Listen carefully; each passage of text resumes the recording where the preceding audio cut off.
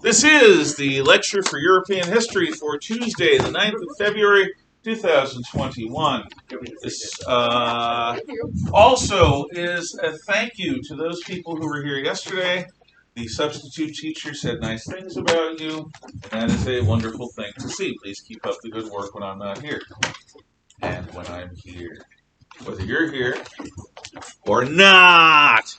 Now, have your notes out, please, because we are going into Section 5, which is a word I love to say, but you cannot just say it with your mouth like a good Italian. You've got to say it with your hands. Risorgimiento! Risorgimiento! Risorgimiento! And risorgimiento, don't make me force choke you, is because, well, it's the Italian word for resurgence. Resurgence. So what does Italia and what do Italians need to get resurgent about? I know! Italy! Nationalism was not trusted by Prince Metternich. Nationalism was a Pandora's box that once opened could not be closed. The things within Pandora's box, once loosed upon the world, cannot be recalled. I need an empty chair between each of you guys. Thanks. So, as such, when the Congress of Vienna met, they kept a few things that Napoleon did to Central Europe, which, by the way, is quite the compliment. When your enemies keep what you've done, obviously they think it's a good idea. So the center of Europe keeps the Napoleonic Code of Justice, which it still uses. The only exceptions are the countries that went communist during the Cold War, or fascist, or Nazi during World War II or before. But in general terms, Napoleonic law applies to the center of Europe, which is basically from Denmark to Sicily, from France to Poland and over Russia. Another thing that Metternich and the Congress of Vienna keeps is the border changes. Not that make France into this huge bloated super France, but that unify many of the microstates of Central Europe into a more manageable few dozen countries. So instead of being over 100 microstates with a few big ones, the Holy Roman Empire in the center of Europe was a couple of dozen.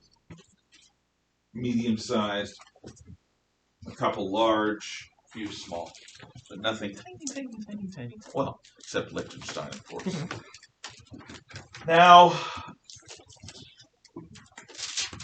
why was nationalism so powerful? Well, remember, when the French fought for Napoleon, France did have the largest population in Europe. That population allowed it more easily to throw its weight around and to surge into other countries with a supermassive big army. But it wasn't just birth rates. It was also loyalty. When you're fighting for a king, you are fighting for someone else. When you are fighting for a republic, or for a revolution, or for an emperor that represents a republic or a revolution, you ain't just a fighting for the ruler guy, you is also a fighting for yourself. The French were willing to fight, to kill, to die even, for themselves, for their own freedom. Because the ideal of France was not something that they were willing to let become mediocre. They were willing to fight and die because they saw themselves as a part of France. France was them and they were France, and all are happy together, they say. They were fighting for themselves. So this nationalism, this sense that because the same basic blood flows through our veins, because the same soil nurtured our ancestors together for 1,000 years or more, that this blood and soil unifies us as a nation and unifies us with a common destiny and a common identity. That's worth fighting for. Now, the Europeans, I don't mind you eating that. I do mind the crinkling, so just take it out of the wrapper or whatever. The Europeans, who are the victims of French nationalism, they appreciate its power. Believe you me. So, why doesn't Metternich create a unified German and Italian and Polish nations in the heart of Europe? Well, because A, he wants Poland to be suppressed. So one of Napoleon's innovation in Central Eastern Europe, which is the Grand Duchy of Warsaw, which is sort of Little Poland, that gets partitioned again by the Prussians, the Russians, and the Austrians. No more Poland, not for another 100 years or more. Do not want to encourage Polish nationalism, because it will hurt Austria, Prussia, and Russia. It will be destabilizing. Also, what about the damn Hungarians, or the Slovenes, or the Slovaks, or the Czechs, or the Romanians, or the Serbs, or the Croats, or anyone else currently or at some time in the future under Austrian rule? And don't forget the Italians, don't forget the Italians. So, don't encourage nationalism. Metternich ensured that the Congress of Vienna would keep Central Europe divided.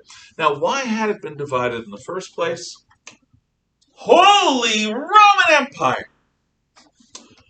Because of what was in the heart of Europe.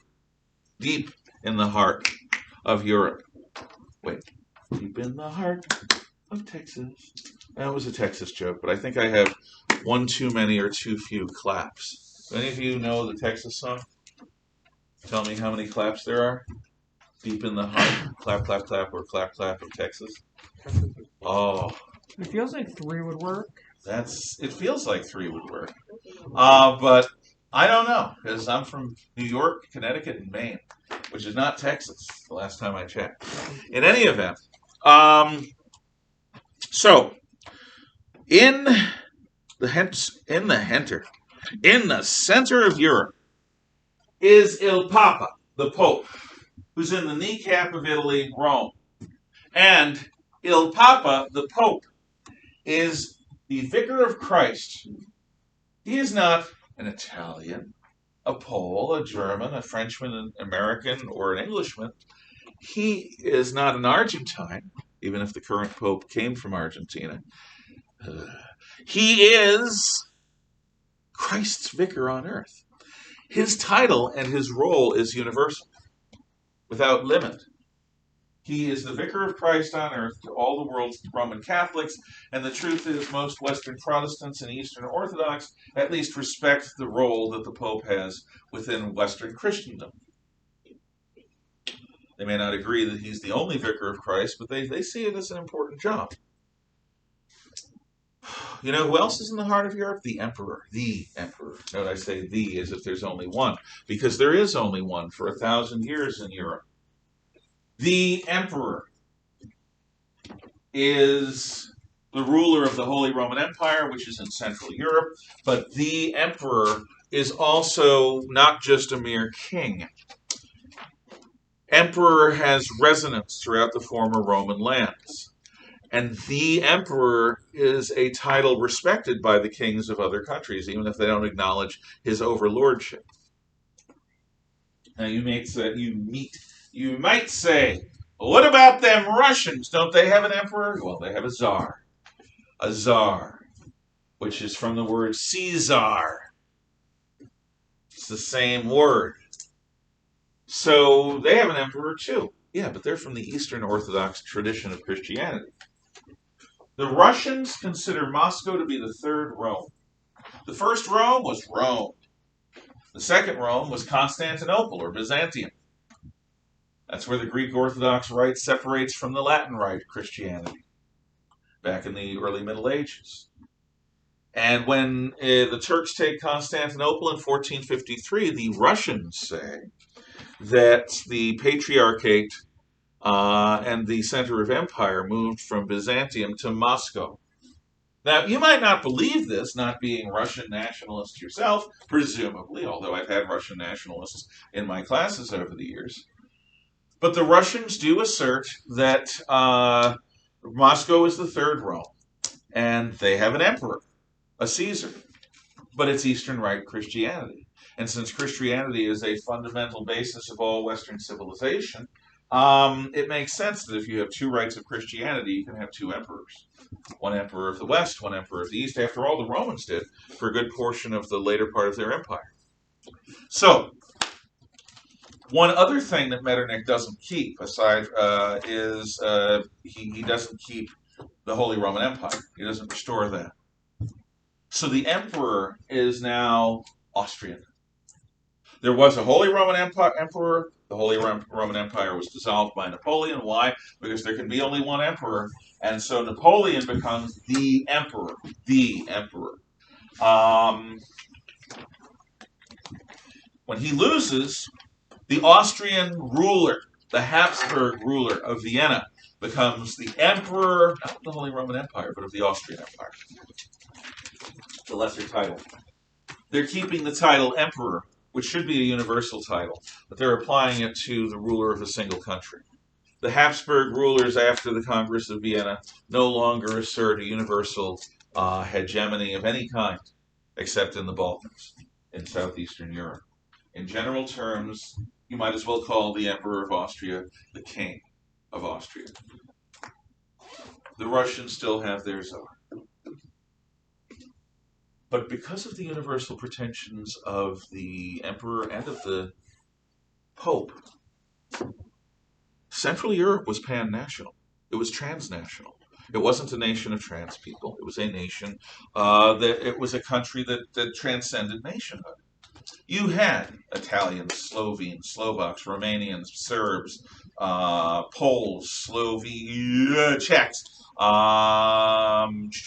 Danes, French, Germans, Hungarians. I think that's all of them. But of course, there were gypsies, lots and lots of gypsies, and Jews. So all of these different nations, different tribes of people, were existing inside of the transnational Holy Roman Empire and persistent existing in the divided states of Central Europe, because Metternich did not want to unleash the demon of nationalism. However, like fire and the atom bomb, once the super invention began to be used by people, you can't uninvent it. Homo erecti, or early cavemen, depending upon your point of view, needed to master fire or they'd be destroyed by it. And we need to make sure that primitives, medievalists, religious fanatics, and self-serving dictators don't use any nuclear weapons we are stupid enough to allow them to get. Otherwise, the world will suffer. And unfortunately, after the Cold War, we did not assert our dominance sufficiently to have some kind of control on atomic technology. And thus, our bomb was stolen by commie spies in the Manhattan Project. McCarthy wasn't wrong. There was a red threat.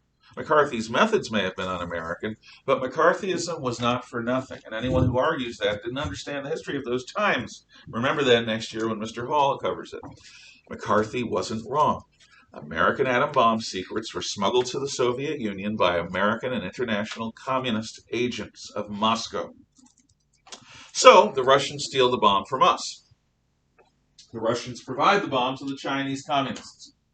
The Chinese communists provide the bomb to the North Koreans, who provide it to the Pakistanis and the Indians. The Pakistanis are in the process of providing it to the Iranians. Now, the British and French independently develop theirs, and the Israelis get a hold of it too. The South Africans also. South Africa has given up its bombs. Israel still doesn't acknowledge it. Oh, and the Japanese can have nuclear weapons anytime they want. They don't officially have them because, well, Hiroshima and Nagasaki, and it's a big hot-button issue in Japan. But faced by a militarizing China and North Korea, the Japanese, trust me, are rebuilding their conventional military and their nuclear deterrent is being polished off in secret. Why? Because they don't want to be nuked by the Chinese communists, who are quite capable psychologically of nuking the Japanese if they think they can get away with it. Yeah. Do you think the Japanese might reform Unit 741? That was the war crimes unit. Correct. No, because the Japanese today. Look, is Japan capable of doing anything? If yes, they are. They're capable of it psychologically. If the Japanese nation conclude that the safety of the emperor demands that they do something that now would be unthinkable, they can do it. They've done it again and again in modern history. We'll talk about it. But no, that particular excess, I think, was a result of the particular nature of Japanese nationalism in the 1930s and 40s. I think that the emperor cult had been taken to such an extent that they didn't see other people as human. If you weren't Japanese, you were semi-human or subhuman or Untermenschen in Nazi terms. And besides, if they're your subject peoples and you're willing to give your life for the emperor, so should your slaves. That was some nasty stuff they pulled. It was horrible. Yeah. Basically, units 731. 41. 741. I never get the number right. If you want to know, if you know what the SS was to the Nazis, they were the enforcers of Hitler's final solution. Unit 741 was a Japanese unit that experimented on new techniques, new technologies. Among other things, they developed a microwave weapon, which was a heat ray. Imagine being on the battlefield and having microwaves aimed at you so you started cooking from the inside out. Yeah, they did experiment with that on live people. They experimented with hypothermia. Yeah, and a bunch of other things. There's a reason the plague is still around in China. And everywhere, honestly. Yeah. So, anyway, good question. Good point. But hopefully not. Hopefully that is beyond the pale now. So Europe is divided because of Metternich. But that doesn't mean there aren't Europeans that really want nationhood, including the Italians. Risorgimiento. Now,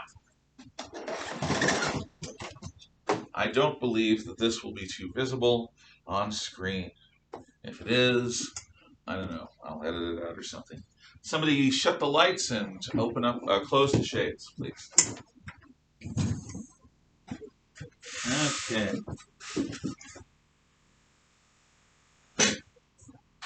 So, the father of functional Italian nationalism, let's aim this a little here. I'll just stand like this. The father of modern Italian nationalism is a guy named Joe Mazzini, or Giuseppe Mazzini. Giuseppe Mazzini is this elegant-looking fellow behind me. You can't see it on YouTube. And he is of Piedmont, Sardinia.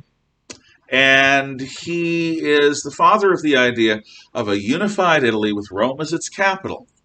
And with the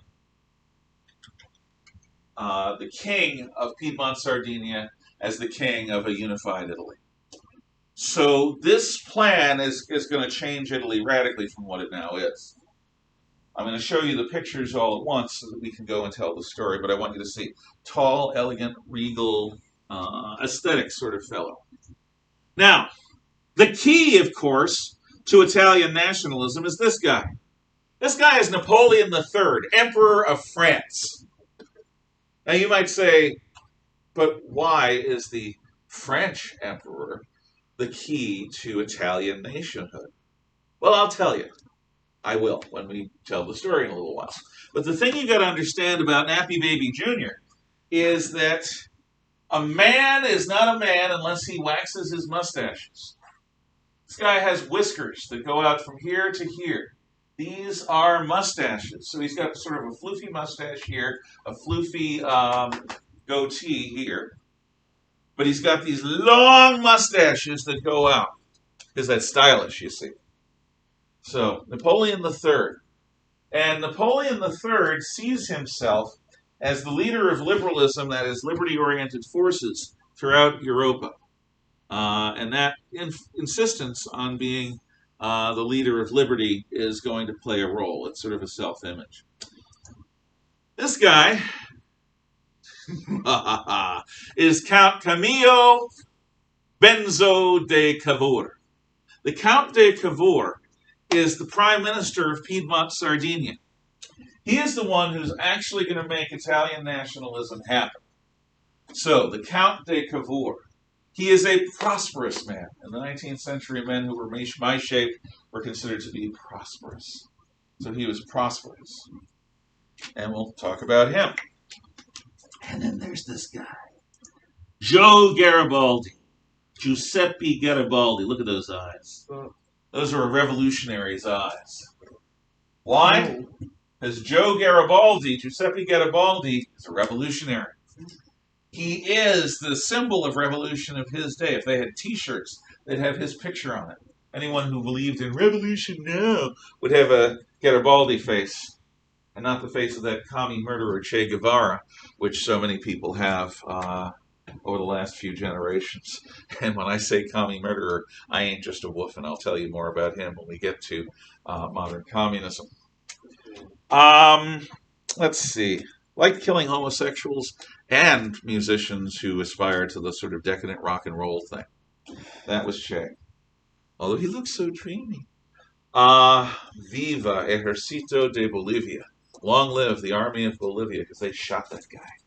Killed him in captivity. Good thing, too. So, in my mind, to my judgment, because I don't like Che, because I'm Cuban. He wasn't. He was. I'm not going to go on about Che. Anyway, Garibaldi is much nicer than Che. Garibaldi actually spends a few years as a journalist starting an Italian national newspaper in Brooklyn. Yep, he lives in America for a while in New York and Brooklyn. And he becomes a firebrand of Italian revolution. That shirt that he's wearing, you can see from the picture, is clearly red. It's the shade of gray. It's obviously the shade of gray that's red. No, there's no question it's a red shirt because Garibaldi's uniform was the red shirt. We'll talk more about him. So now you've got a picture of the people involved. Let's take a look at the map. And just so you see, I want to show you, my map is not that far off. I underestimate the length of Italy from Rome south to the foot. But other than that, it's not a bad map. Lights and shades, please. Ooh, dark screen. So, let's take a look at Il Mappa d'Italia. I get it. Good. So, up here, and by the way, we've seen this map before. You've done quizzes on basically this map. Down here, we got the Kingdom of the Two Sicilies. And the Kingdom of the Two Sicilies is of, actually, Aragon. Ferdinand, King of Aragon, before he married Isabella, and even after, ruled over Italy south of the Papal States, and that included Sicily and Napoli, which is here, the city of Naples in the area in southern Italy. So the Kingdom of Due Sicilia, the Kingdom of the Two Sicilies. North of that, the knee area, imagine it's sort of like a knee brace. The Papal States are the Papal States, with Roma here as its capital. Why does the Pope have his country? Why does the Pope have a land? I want a volunteer answer. Why does the Pope have a country? Why with an army does he stand? Thomas. So you can have a special square flag. No. It's not just so you can have the yellow and white Keys of St. Peter flag, although that's a good flag. I like that flag. I'm no longer Roman Catholic, but I still like the flag. Yes. I still respect the papacy, if not the current Pope. Red. Yes. He wants to, I guess, qualify himself. No, it's not just vanity. It's not just vanity. Remember when we talked about Pope Julius II? I'm going to roll. Any one of you could get chosen, except you two. So how many people do we have in here except you two? Because you've already answered. Uno, dos, tres, stop counting in Spanish because I'll forget. 1, 2, 3, 4, 5, 6, 7, 8, 9, 10, 11, 12, 13, 15. 15 people. So if I roll 16 through 20, and why don't you roll? All right. Okay. Not 20. Oh, I rolled me. Rolled itself. Okay. So tell me, Why does the Pope have his own country? So then, he can enforce, like, it can be just the Roman Catholic state And Italy not to have religious freedom. from Protestants. close, but not quite. It's not just about that. Yeah. He's not the Pope of Italy or the Pope of Germany or wherever. He is his own Pope, and so he's not under any rule of any. Exactly. The papal claim is a universalist claim. This is why the Emperor of China couldn't go along with becoming a Roman Catholic, because the Emperor of China's claim is universalist too. Eat your Cheeto. You deserve it. Thank You did good. So no, the Emperor's claim is a universalist claim up until Austria, and the Pope's claim is absolutely universalist. If he thinks of himself like an Italian or the current guy in Argentine, you miss the whole point. So how is it that the Pope can remain an independent force and not, say, a tool of the French or the Germans or the Italians or whatever? How does the Pope keep independent of those kings? Okay, make the connection. Pope says he needs his own country. The kings are trying to use him as a puppet. So what does his own country have to do with that? Well, because it's his own country, they don't have to say what he does. On the nose, exactly. We put it together. The Pope needs his own country, he asserts, because otherwise he'll be a tool of whatever army controls him. And by the way, Napoleon proves this. So do the French of the Avignon period. French kings prove it. Napoleon proves this. The French relationship with the Pope is complicated. Remember, the Pope who bore witness to Napoleon crowning himself emperor had been brutalized and brainwashed by his torturers. Torturers, yes. So to avoid that, to avoid becoming the prisoner or tool of any of the European kings, Il Papa must be independent. Okay, so the Papal States, which stretches from Rome to Ravenna. Tuscany includes the cities of Siena and Pisa and Florence. It's the land of the old Etruscans. Then there are minor states. Now in the north, you've got the big one, the Kingdom of Piedmont, Sardinia. Not Corsica, because that's French, but Piedmont, Sardinia, which at this time includes the city of Nice and the mountain region of Savoy. So Savoy and Nice are part of Piedmont, Sardinia. Yep, it's a hyphenated name. Any hyphenated names in here? I don't think so. Could be wrong. Last period we had Jesse Garkholz, so that was a useful example. This is Piedmont, Sardinia. Now some people call it Piedmont, some people call it Sardinia. It's both, and neither.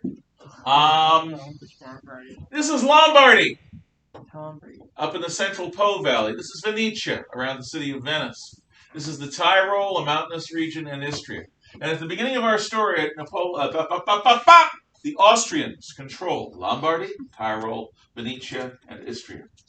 And Piedmont, under the Count de Cavour, inspired by Mazzini, wants to make Italy great. Not again, because it hadn't been, well, except Rome, I guess, if you could argue, or the Renaissance. But even then, to make Italy a country again, for the first time. For the last time. For the last time, yeah. Spaceballs. Exactly. Exactly. We meet again, Lone Star. Now, fun movie. The Count de Cavour sends ambassadors to France. They play on Napoleon III's pretense to be the leader of liberation for Europe. He's both a force of stability and he's a liberator. And the proposal is this. We make an alliance. You help us to drive the Austrians out of North Italy, and in return, you get the credit for the victory, and you'll also get the city of Nice and Savoy. Napoleon says, "We," which means in Francais. And Savoy and Nice are given to France, and French armies secretly go through Piedmont to the border with Lombardy. They're joined by the Piedmontese army. And then war! And Lombardy is quickly conquered by the Franco-Piedmontese forces. The Austrians are caught largely flat-footed, and they fight incompetently at first. And so Napoleon and the French are getting exactly what he wants. La gloire du victoire, the glory of victory. I don't speak French, it should be obvious, but the glory of victory without a price tag. Only a few casualties, and this is what people like. People like easy victories in war. They don't have to, to sacrifice too much. Ooh, victory. And then they continue the fight into Venetia. But in Venetia, the Austrian forces firm up, and suddenly massive numbers of coffins are heading to Paris. It's one thing to cheer easy victories. It's another thing to lose your father, or your uncle, your brother, or your husband, your son, or your nephew, your lover, or your friend, for a war like this. The French suddenly go from loving Napoleon's war to being anti-war. The needle oscillates. Now, at this time, the Austrians send a delegation to Napoleon. And what the Austrians propose is a way for Napoleon to get glory. The Austrians will agree that the Italians can keep Lombardy and Venetia, but they're not getting the Tyrol or Istria. Napoleon doesn't have to sacrifice any more of his men, because the Austrians will agree to this. They'll give up Lombardy and Venetia in return for France leaving the war right away. Napoleon, who doesn't like bad public relations, says, "We!" And suddenly, you're going to love this. Without warning, in the middle of a fight. Let me say that again. Without warning, in the middle of a fight. Without warning, in the middle of a fight. Without warning, in the middle of a fight. Without warning, in the middle of a fight, the French army pulls right out. So suddenly, the armies of the Franco-Piedmontese are just the armies of the Piedmontese. And they're looking at the French saying, WTF? And the French are saying, orders. And Napoleon announces the victory. The Piedmontese don't see it as a victory. They feel the French stiletto going into their back again and again and again. This is a betrayal of their alliance. Piedmont gave up territory. Nice and Savoy are still parts of France to this day. And what Napoleon's people say is, the war was getting difficult. You got part of what you wanted. Part of a pizza pie is better than no pizza pie. To which Cavour says, pizza hasn't been invented yet, you frog prince, and you betrayed us. We didn't get Tyrol or Istria. We were willing to fight for it. You promised to fight. It doesn't matter, it's done. What's done is done. Let's not dwell on the past. Let's come together. Let's be friends. So, the Piedmontese feel betrayed. And Cavour's role for the moment, he has unified North Italy, well, parts of it, under Piedmontese rule, and he's ready to march south when the time comes. Now we come to the firebrand revolutionary Garibaldi, who organizes a group of international Italian nationalists from England and the United States, from Italy too, and they land in the kingdom of the two Sicilies, all wearing bright red shirts. And Garibaldi's men begin to fight their way from Sicily northward towards Rome. Garibaldi scares the bejesus out of Italians. And at that time, the Italians really believe in Jesus, so that's something. That's a lot. The Italians are afraid that the radical, wild-eyed revolutionary Garibaldi is not going to establish a safe, secure, stable, greater Piedmont Sardinia with King Vittorio Emanuele II as the overall king of Italy. They're afraid that the firebrand Garibaldi will establish a grand Italian republic and might be the next Robespierre. They don't want that. So the upper classes, who are somewhat friendly to the idea of this Italian resurgence, become afraid of Garibaldi. So out in front of Garibaldi come nicely dressed college boys, men who obviously come from good families so they couldn't go to college. And these nicely dressed college boys go to the latifundias and to the mansions of the rich all over Italy, and they knock on the door. Can we please see the latifundista? Can we please see the lord of the manor? Can we please see the baron? And, nicely dressed young gentlemen, they're let in. We're here to talk a little bit about that wild-eyed, red-shirted Garibaldi. You've got to understand, in order for things to remain the same, everything must change. In order for things to remain the same, everything must change. In order for things to remain the same, everything must change. Garibaldi may seem like a wild-eyed, dangerous revolutionary, but in fact, he'll put the King of Sardinia on a throne of Italy. Don't have to worry about him. He's already quietly agreed. And that's where we're going to leave it. The messengers of Garibaldi spreading the word to the aristocrats of Italy. Don't be afraid. In order for things to remain the same, in order for you to keep your wealth, in order for you to keep your position, everything must change. Italy must unite. If you go along with it, your status will be secured in a new kingdom of Italy. Any questions, comments, or thoughts? You had one earlier.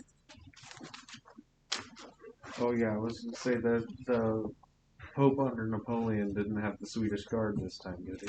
Well, he may have had the Swiss Guard, but no, the Pope was taken out of their hands. The Swiss Guard. What are you bargaining about? Actually, Swedes make good guards too, but no, the Swiss Guard. No, they were nullified. That's where we are. Thank you to those of you at home. Those of you at here may talk quietly until dismissal.